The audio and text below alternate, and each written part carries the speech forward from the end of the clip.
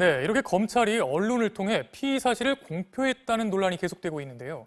검찰의 입장 들어봐야 되겠죠. 서울중앙지검으로 가보겠습니다. 손영 기자.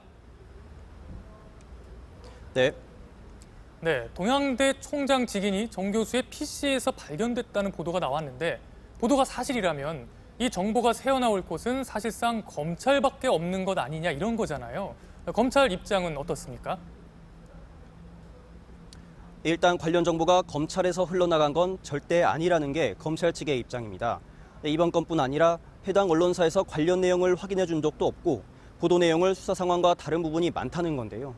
예를 들면 박지원 의원이 공개했던 조 후보자의 딸의 표창장 원본, 그리고 부산대 의료원 노환중 원장의 문건들은 검찰에서 나온 자료가 아니라고 공개한 측에서 이미 밝혔다고 반박했습니다. 또 자유한국당 주광덕 의원이 공개했던 조 후보자 딸의 고등학교 성적표는 한용외고 관계자가 성적을 조회해본 기록이 교육부 조사에서 확인된 만큼 유출 경로가 경찰 수사에서 밝혀질 것이라고 설명했고요.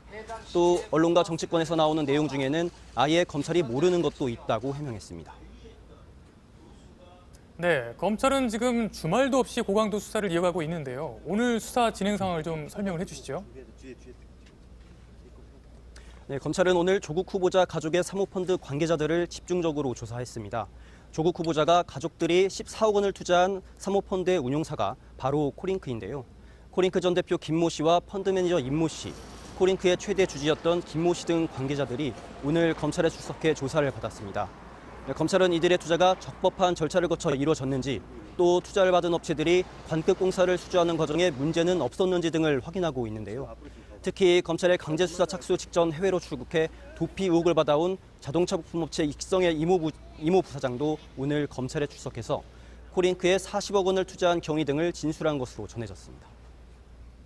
네, 표창장 조작 의혹, 또 사모펀드 의혹 모두 당사자인 정 교수에 대한 수사가 필요할 텐데요. 아직 소환 일정은 정해지지 않은 건가요?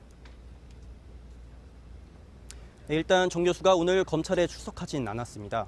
대신 표창장 원본을 제출해달라는 검찰의 요구를 정 교수 측이 원본을 찾을 수 없다는 이유로 거부한 것으로 전해졌는데요.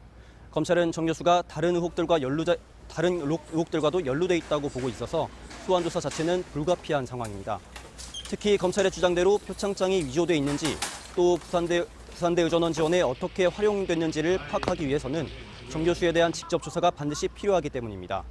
때문에 사모펀드 등 관련자들에 대한 조사가 어느 정도 마무리되면 정 교수를 불러 조사한다는 게 검찰의 방침입니다. 지금까지 서울중앙지검에서 전해드렸습니다.